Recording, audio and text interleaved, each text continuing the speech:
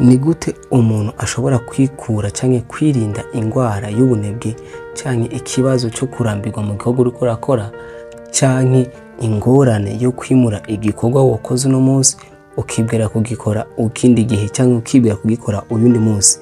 Rero ngubu uburyo butanu bugufasha kwikura muri ico kibazo. Sinzi ko uri mu bantu bakunda kwimura ibikorwa byabo bakoze uno munsi bakibwira kubikora ikindi gihe, canke ko uri mu bantu mubona neza na neza yuko ubunebwe canke kurambirwa canke mu kudakora ivyo mwari ukwiye gukora uno munsi biri mu bituma mudatera imbere canke biri mu bituma muyumva yuko hari ikintu kibuza mu buzima bwanyu. Nimba inyishu ari ego, iyi video ni gwawe. Rero muri no video turaza kwigira hamwe n'ubwahe buryo butanu budufasha kwikiza canke kwivura iyo ngeso y'ubunebwe canke iyo ngwara yo kwimura igikorwa wakoze uno munsi ukibwira kugikora ejo, iyo ejo ikavyara iyindi ejo ukarokera kutagikora. Rero ubwa mbere na mbere tukiye kwigira hamwe nizahe mpamvu nyamukuru zituma umuntu afatwa n'iyo ngeso canke afatwa n'ico kibazo, kuko buri kintu cyose kirafise inkomoko yacu. Rero ngerageje kwiraba kuri jewe nasanze zimwe mu mpamvu zikomeye zituma ngira ubunebwe canke zituma nimura igikorwa nakoze ubunyene nkibwira kugikora ejo canke ikindi gihe. Nasanze impamvu ya mbere ari ubwoba bwo kunanirwa. Rero ubwoba bwo kunanirwa ni zimwe mu mpamvu zikomeye zituma twegeza inyuma umugambi twakoze canke twimura gukora igikorwa twakoze ubu tukimura kugikora ikindi gihe. Nuko tuba dutinya yuko uyu mugambi kutocamo canke ugasanga turiko turatinya critique z'abantu, tukibwira eske abantu baza kubibona gute, baza kufyakira gute. Ivyo rero bikaca bituma twibwira ko ikintu dushobora kucegeza ikindi gihe canke dushobora kusunika ubundi munsi mu gihe tuzoba dufise ubushobozi canke mu gihe tuzoba tubona yuko dushoboye kubikora tukabikora neza. Mugabo tuguma tuvyegezayo tukavyegezayo abo bikarangira atana kimwe dushitseko. Impamvu igira kabiri ni ubwoba bwo kwibona ko tutobishobora canke ko tutabikwiriye. Ubwo bwoba rero ni bumwe mu bwoba bukomeye kuko ni ubwoba budusunikira canke buturungika kwikompara canke kwigiranya n'abandi mu kuraba ivyo abandi twari mu rugezo rumwe bariko barakora tutarakora, canke mu kuraba imigambi y'abandi nyene bariko barayirangura twebwe yiwacu tutarayishikako. Bigaca bituma twikilpabiliza, bigaca bituma twica intege twenyene, bigatuma twibona yuko twebwe naho turamusa tubikoze ubu nivyo sa neza, nivyo abantu nibo vyakira bien. Bigaca bituma tubibika tukibwira ko tuzobikora ikindi gihe, tukibwira yuko tutashobora kubikora ubunyene. Rero izo ni zimwe mu mpamvu zikomeye cyane zituma abantu bagira ubunebwe canke barambirwa mu vyo bariko barakora. Impamvu igira gatatu ni manque ya motivation. Rero uko kubura intege yo gukora ivyo twari dukwiye gukora kenshi mu gihe tuba tumaze kubona ko tutari capable yo gukora ivyo twari dukwiye gukora, mu bwonko bwacu directement haca haza kwimura kubikora ikindi gihe canke kubiheba burundu.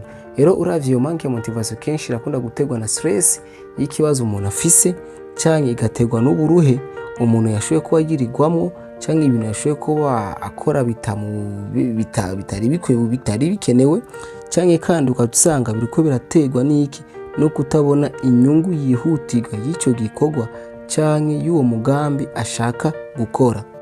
Ngizo impamvu zitatu zituma umuntu agira ubunebwe canke ananirwa gukora ivyo yarakwiye gukora.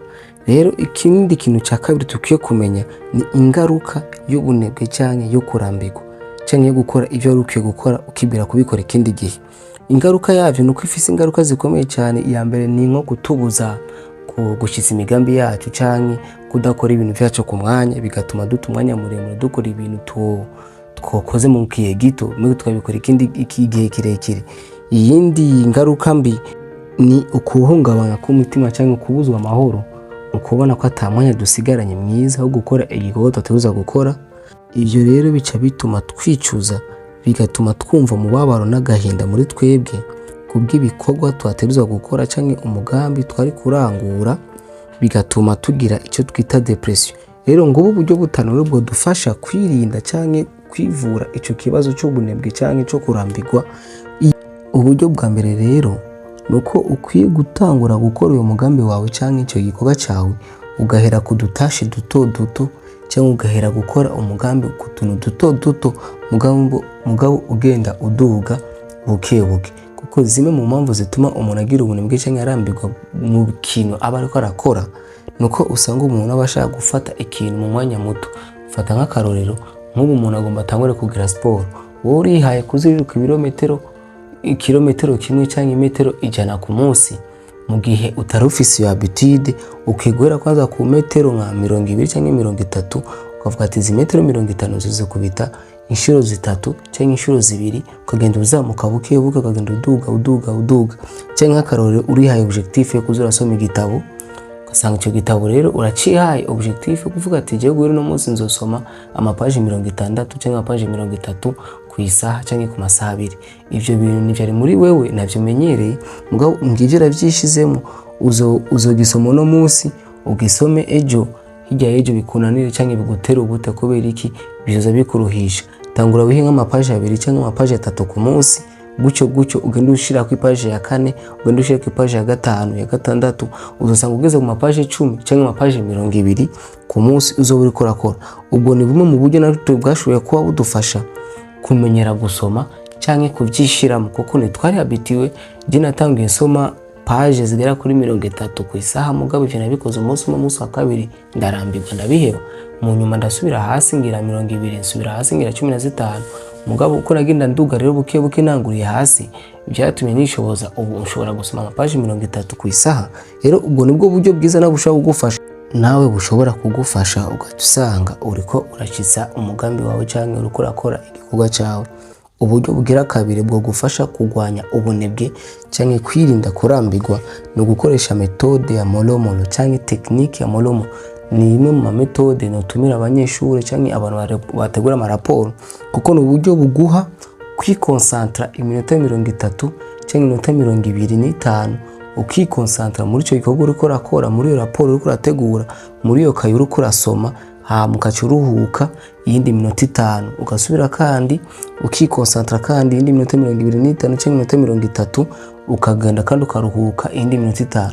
Mu gukora ubwo buryo uza gusanga igikorwa cyawe mu isaha cyangwa mu masaha 2 uriko uragikora neza kandi utarambiwe kandi utumva n'ubunebwe bitanakuruhishije. Ugasanga umuntu ariko aragenda yavanza, hako ufata ngo kwiha amasaha 3 cyangwa amasaha 4 uri muri affaire uyikora utaruhuka, ivyo bizagutera ubunebwe bigatuma utanayirangiza. Uko kuteyirangiza ngo nzoyimarire ejo, bigaca bituma ya ejo ivyari yindejo bikaruhukira, usanga wa mugambi utarukora gukora. Mugabo mu kwiha 25 minutes 30 minutes ukora uri concentrate, atakindi kintu kigusamaza, ukaca uhagarika 5 minutes ukiruhura, ugasubira kandi ni 25 minutes ugakora ukaba concentré, ugasubira kandi ukiruhura 5 minutes, uza gusanga igikorwa cyawe wagikoze mu mwanya muto kandi ugasanga cyose wakirangije ku munsi umwe. Uburyo bugira rero gatatu ni gutahura niyahe mpamvu ituma ugira ubwo bunebwe muri cyo gikorwa urimo, cyangwa impamvu ituma urambirwa no gukora ivyo uri kurakora, cyangwa impamvu ituma wimura igikorwa wakoze uno munsi ukibwira kugikora ejo kandi ubona ko gikwiriye uno munsi. Nkuko twashoboye kuba tubivugana mu ntango ko hari impamvu 3 zituma umuntu agira ubunebwe cyangwa arambirwa gukora igikorwa ariko arakora. Zimwe muri izo hari ubwoba bwo kunanirwa, hakaba ari n'ubwoba bwo kubona ko utobishobora cyangwa ko utobikora neza, hakaza igira gatatu ni manque ya motivation. Rero ukiye kuraba muri izo mpamvu 3 niyahe mpamvu wowe ituma ugira ubunebwe cyangwa urambirwa gukora icyo tuza gukora. Rero nimba ufise impamvu y'ubwoba bwo kunanirwa, ukwiye kumenya yuko guhomba cyangwa kunanirwa ni zimwe mu nzira zidushikana ku nsinzi. Nimba ari ubwoba nabwo kubona yuko atavyo woshobora cyangwa kutobikora neza, ukwiye kumenya yuko hako wicara atakintu na kimwe uriko urakora mu gushaka ngo kuzobikora neza ejo, ufuma ugenda ukora akantu gato ukagenda uduga buke. Nimba ari impamvu naho ya manque ya motivation cyangwa kutagira intege yo gukora ivyo utegerezwa gukora, ukikurondera iyo motivation swati mu kuza kuri chaîne ukimotiva gatoyi, ukacu wikonsantra kandi mu cyo gikorwa, cyangwa mu kumviriza umuziki, cyangwa mu kurondera umuntu ari hafi yawe ashobora kugufasha. Uburyo bugira 4 ni kwiha umwanya cyangwa kwiha igihe wifuza kurangiza icyo gikorwa, cyangwa wifuza ko uyu mugambi wawe uzoba wamaze kuba realize. Rero iyo ni ubundi buryo bukomeye cyane bwo gufasha gukora ivyo ubona ko utakwiriye gukora cyangwa ngo gufasha kwirinda indwara y'ubunebwe cyangwa yo kurambirwa. Rero mu kwiha umwanya par exemple ngo urashobora kuvuga ati jewe uno munsi mu gitondo nza kuvyuka guhera saa 1 gushika saa 4 nza kuba ndiko ndasoma ikaye ama mu nyuma nce mbandanya n'ibindi. Rero muri uwo mwanya amasaha ne urayihaye wibuke yuko metode igira kabiri no gukoresha technique ya molomolo. Fata 30 minutes 25 minutes wige 5 minutes uruhuke hamusubire kandi gutyo buke buke, kuko muri uko kwiha rero umwanya biza kuguha intege yo kuvuga ni okay muri umwanya zuba namaze kurangiza igikorwa cyaje nicajya mu kindi gikorwa, kandi ugasanga biko biratuma uba ordonné cyangwa uba organisé. Rero ubwo ubwo nibwo buryo rero bwira kane bwo gufasha kwikura ubunebwe cyangwa kwirinda indwara y'ubunebwe cyangwa yo kudakora ivyo tuza gukora. Uburyo rero bwira gatanu ni kurondera umucoach cyangwa umuntu w'umumentor ashobora kugufasha gukora icyo gikorwa cyawe cyangwa kurealiza uwo mugambi wawe, cyangwa ukarondera umugenzi ubona yuko muhuza, ubona yuko ashaka kugutahura akagufasha mugakorana icyo gikorwa. Muri ubwo buryo bica bituma ibintu byawe bigenda neza. Ubwo rero bwari uburyo butanu bwo gufasha kwivura cyangwa kwikura mu ngeso y'ubunebwe, ingeso yo kurambirwa mu gikorwa uri kurakora mu kwibwira kuzogikora ikindi gihe.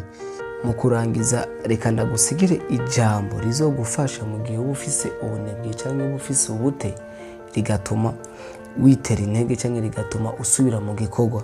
Ni ijambo riri muri Bibiliya mu gitabo cy'Imigani igice cya 21 umurongo wa 25, aho Imana ivuga ngo ukwifuza k'umunyabute kuramwica kuko amaboko yiwe yanka kuruha.